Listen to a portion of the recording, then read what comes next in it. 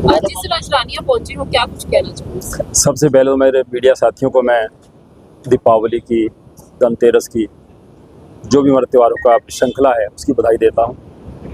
रानिया में आज जो मेरा आना हुआ, अभी पिछले दिनों पूरे प्रदेश भर में माननीय मुख्यमंत्री नायब सिंह सैनी जी ने, हमारे प्रदेश के नेतृत्व हमारे प्रदेशाध्यक्ष बड़ोली जी ने एक सूची जारी की थी, जिसमें प्रत्येक विधानसभा से 5-5 सीएम एमिनेंट पर्सन्स की नियुक्तियां की गई थी। ये नियुक्तियां इसलिए की जाती हैं कि आम जन जो किसी कारण से परेशान होकर उनकी समस्याओं का समाधान जब नहीं होता, वो सीएम विंडो पे अपनी ऑनलाइन शिकायत दर्ज कर सकते हैं और वो शिकायत वहाँ से नंबरिंग होने के बाद वापस अधिकारियों के पास आती है और अधिकारी वो शिकायत लेकर के, वो शिकायत का जो रिमार्क्स या नंबर होता है हमारे जो एमिनेंट सिटीजन उनके पास भी आया होता है। तो ये दायित्व है उनके एमिनेंट पर्सन्स का और अधिकारियों को निर्देश होता है कि आप एमिनेंट पर्सन्स के साथ बैठ करके इस शिकायत के बारे में चर्चा करें और एमिनेंट सिटीजन उस दिन शिकायतकर्ता को भी वहाँ बुलाते हैं, दोनों का पक्ष सुना जाता है। इससे क्या है कि ट्रांसपेरेंसी, एक पारदर्शी तरीके से समस्या का समाधान होता है। कहीं भी, जैसे भी कुछ साथियों ने मेरे से बात की है, कहीं भी ऐसे कई बार कंप्लेनर का होता है कि नहीं जी मेरी सुनवाई नहीं हुई, मैंने तो बुलाया ही नहीं जी, मेरे बिना मैंने बुलाए मेरी सीएम विंडो बंद करती जी। इन सब समस्याओं का समाधान करने के लिए माननीय मुख्यमंत्री के द्वारा ये 5-5 व्यक्ति हर विधानसभा में नियुक्त किए जाते हैं। आज उन्हीं के कार्यभार की शुरुआत करने के लिए मैं आप लोगों के साथ यहाँ बीच में उपस्थित हुआ था और आज हमारे सभी साथी आज से अपना कार्य शुरू कर दें। सर, शिकायतें लगा देते हैं, अधिकारी उस पर कोई कार्रवाई नहीं करते, तो इसको लेकर निश्चित रूप से कई बार ऐसी बातें सुनने को मिलती हैं। इसी बात का समाधान ये है कि मैंने आपको बता रहा हूं कि जब तक हमारा सीएम एमिनेंट पर्सन्स उस पे अपने रिमार्क्स नहीं लिख देगा, तब तक वो शिकायत बंद नहीं होगी। ये निर्देश है। शिकायतकर्ता जो भी होगा उसका व्यू भी लिया जाएगा और अंत में जो एक टिप्पणी का कॉलम बना होता है इस परफॉर्मे के अंदर, मैं भी रहा हूँ, एमिनेंट सिटीजन भाई शीशपाल जी भी हम सब रहे हुए हैं, उसमें जब तक टिप्पणी हम नहीं लिखेंगे, वो टिप्पणी लिखने के बाद आपको एक बात और बताता हूँ, आपको पूरा सीएम हाउस के अंदर एक इसका सेल बना हुआ है।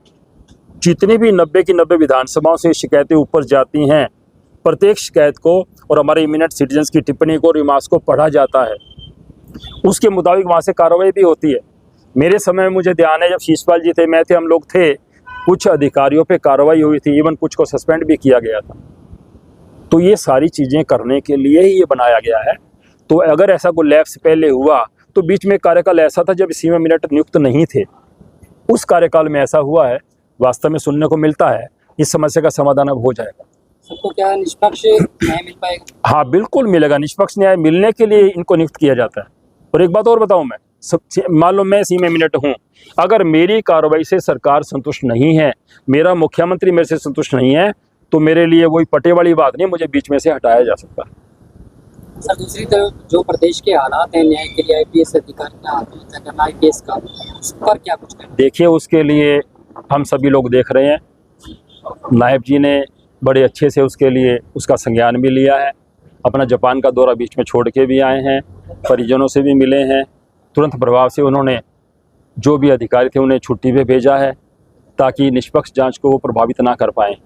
तो निस्संदेह उन्होंने कहा है न्याय, हर परिवार को न्याय मिलेगा। और ये बड़ा दुर्भाग्यपूर्ण है कि 2 हमारे अधिकारी, बड़े सीनियर अधिकारी, अगर सुसाइड कर रहे हैं तो समाज में एक अच्छा संदेश तो नहीं है, परंतु नायब जी ने बिल्कुल स्पष्ट शब्दों में कहा है, पूरी तरह से कठोर कार्रवाई करते हुए पारदर्शी तरीके से उस पीड़ित परिवारों को न्याय मिलेगा।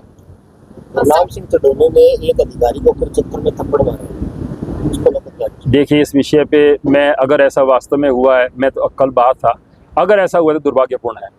देखिए, सरकारी अधिकारी कोई भी हो, हमारा ये अधिकार नहीं बनता है हम उससे हाथापाई करें, थप्पड़ मारें। चटोले जी बड़े अच्छे किसान नेता हैं, तो मेरे विचार में उन्हें ऐसा नहीं करना चाहिए। सर, क्या लगता है जो 5 लोगों को ये जिम्मेवारी सौंपी गई है, वो बखूबी अपनी जिम्मेवारी निभा पाएंगे? बिल्कुल निस्संदेह निभाएंगे। एक बात बताऊं मैं आपको, ये जो नियुक्तियां की जाती है ना, इन नियुक्तियों के बारे में आपको मैं जानकारी देता हूं। ये नहीं कि नियुक्ति के लिए मान लो मैंने एक पैनल दे दिया कि इन्हीं को बनाया जाए, पैनल हर तरफ से पहुंचते हैं। मैं आपको बिल्कुल स्पष्ट बता रहा हूं, सरकार अपनी तरफ से उनका फीडबैक लेती है उन नियुक्तियों के बारे में। जो भी सरकारी एजेंसियां उनसे फीडबैक लिया जाता है। फीडबैक के अंदर जो व्यक्तियों का 5 का सही फीडबैक मिलता है कि व्यक्ति वास्तव में काम करने में सक्षम है, उसको मनोनीत किया जाता है। शिकायत ऑनलाइन दर्ज होगी है जी? हाँ, शिकायत ऑनलाइन होती है जी, ऑनलाइन ही होगी, ऑनलाइन होगी। ऑनलाइन से बाद में सीएम हाउस से इसका नंबर लगता है, ऑनलाइन करते ही आपको नंबर मिल जाता है और वो नंबर शिकायतकर्ता को मिलता है। शिकायतकर्ता को कोड मिलता है, वो अपनी कार्रवाई को कभी भी ऑनलाइन ट्रेस कर सकता है कि मेरी कार्रवाई जो मैंने शिकायत करी है वो किस लेवल तक पहुंची है। कहीं ना कहीं अधिकारी करप्शन करते हुए मिलते हैं, वैसे ही अगर सीएम इम्यूनिटी कोई करप्शन में पाता है तो उसमें मैंने आपको बोला ना सरकार पारदर्शी है। नायब जी इस मामले में, मोदी जी इस मामले में जीरो टॉलरेंस पे चल रहे हैं। मैंने आपको एक शब्द बोल दिया, अगर हमारा ही कोई कार्यकर्ता ठीक से काम नहीं करेगा तो उसको बदला जा सकता है। मौके पर सर आप मंडी परिसर किसान रेस्ट हाउस में बैठे हैं, धान का सीजन चल रहा है, उसके बारे में क्या कुछ? नहीं, धान का देखो सीजन अच्छा चल रहा है, जितनी मेरे को जानकारी है। एमएसपी फसलें जा रही हैं, ले रहे हैं, व्यवस्थाएं ठीक हैं। हमारे चेयरमैन साहब यहाँ बैठे हैं। पिछले तो धान की शुरुआत करने में मुझे बीच में रहने का अवसर मिला था। हमारे साथी शीशपाल जो किसी कारण से उस दिन शहर से बाहर थे, धान की शुरुआत की गई है। किसान सबसे ज़्यादा संतुष्ट है। मैं एक बात कहूँ आपको कि 2014-15 तक का जो कार्यकाल है, एमएसपी की बात कर लीजिए आप, तो मीडिया साथी लोग जुड़े हुए हैं। 14 से पहले की एमएसपी देखिए और अब की एमएसपी देखिए। सरकार का एक मिशन है कि जितनी इस किसान की कॉस्ट पड़ती है कम से कम उसका 50% ऐड करके उसको जरूर मिलना चाहिए। और आज जिस फसलों की एमएसपी की बात हम कर रहे हैं वो उसको क्रॉस कर चुके हैं। और सबसे पहली बात, हरियाणा एकमात्र ऐसा प्रदेश है जो 24 की 24 फसलों पे एमएसपी दे रहा है। और बात करता हूँ मैं 2014 से पहले खराबे की बात कीजिए। आप मीडिया के मेरे मित्र हैं, कभी पुरानी जानकारियाँ लेना। 100, 225 रुपये के, 600 रुपये के, 500 रुपये के चेक आया करते थे। आज किसान को जब खराबे की भरपाई मिलती है तो किसान अपने मुंह से कहता है यार ये तो पैसे ज़्यादा आ गए, मैंने तो लगता सी नहीं आने चाहिए सी। मतलब सरकार पूरी तरह से धरती पुत्र को सुरक्षित करना चाहती है। अगर धरती पुत्र खुशहाल है तो भारत खुशहाल है। अभय सिंह चौटाला ने एक प्रेस वार्ता में आरोप लगाया भी सीएम नायब सिंह सैनी एक तबिया और खट्टर है जो सरकार चला रही है। देखिए, विपक्ष ने अपना काम, विपक्ष के बाद आरोपों के अलावा और है क्या? आज भाई अभय सिंह जी की बात कर लूँ, मैं कांग्रेस के नेताओं की बात कर लूँ, मैं राहुल जी की बात कर लूँ, मुद्दा तो कोई है नहीं। विकास पे बात नहीं कर सकते, विकास की बात नहीं कर सकते, रोजगार के विषय पे बात नहीं, इनके पास मुद्दा कोई नहीं है। तो अनाप शनाप बयानबाजी करके विपक्ष अपना दायित्व पूरा करना चाहता है, उसका जवाब जनता देती है। मुझे या मेरे किसी साथी को इस बात का जवाब देने की जरूरत नहीं है। अभय सिंह जी ने कुछ बोला, अब वो राहुल जी बोल रहे हैं वोट चोरी, तो वोट चोरी का जवाब बिहार की जनता दे देगी। तो मतलब इन चीज़ों का जवाब जो होता है, जनता आज बड़ी जागरूक है मेरे मित्रों, मेरे मीडिया के साथियों, जनता बहुत जागरूक है। कोई भी व्यक्ति कुछ बोलता है ना, जनता उसको अच्छे से नापती है, तोलती है। तो निश्चित रूप से किसी बयानबाजी के जनता भ्रमित नहीं होती है। जनता को पता है दूध का दूध पानी का पानी कैसे होता है। अगर नायब जी डम्मी मुख्यमंत्री होते तो तीसरी बार सरकार भाजपा की नहीं आनी चाहिए थी। आशीर्वाद मिला, और सुनो 48 विधायकों के साथ मिला। पहले 47 में आए थे हम, फिर हमने संयुक्त सरकार चलाई है, गठबंधन चलाई है, उसको भी जनता ने एक तरफ कर दिया। मतलब उन्होंने, जनता ने नायब जी को इतना आशीर्वाद दिया कि छोड़ो गठबंधन को, हम आपको पूरा दे के चलते हैं बहुमत। तो पूरा बहुमत अगर जनता दे रही है तो इसका जवाब तो जनता दे रही है। अभय जी के बयान का जवाब तो जनता दे रही है और आगे भी दे देगी।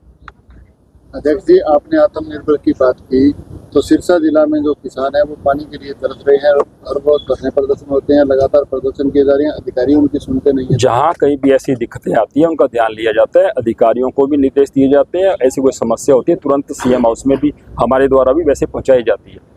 ऐसा नहीं है, अगर फिर भी कोई ऐसी समस्या कहीं है तो उसको संज्ञान लिया जाएगा निश्चित रूप से। 2 नहरें हैं सर, एक तो अमन की है और एक सुदेवा क्रीप टनल है। इनमें पिछले 1 साल से यही दिक्कत चल रही है। टेल से 6 किलोमीटर पीछे पानी खड़ा है और लोग आगे जो कैसे बढ़ रहे हैं ना। टेल के पानी की समस्या के बारे में मीडिया के साथी हैं, ज़्यादा इस विषय पे बात नहीं करूंगा, आप समझ रहे हैं मेरी बात को। टेल के लिए भी प्रशासन पूरी तरह से सख्त है। टेल पे पानी ना पहुंचने के लिए प्रशासन अपनी तरफ से सरकार के निर्देशों पे कार्रवाई भी कर रहा है। कब तक कार्रवाई होगी? चल रही है कार्रवाई, चली भी है, कुछ जगह पे चली भी और आगे भी हो रही है। बिल्कुल चिंता ना करें। आपका बहुत बहुत धन्यवाद।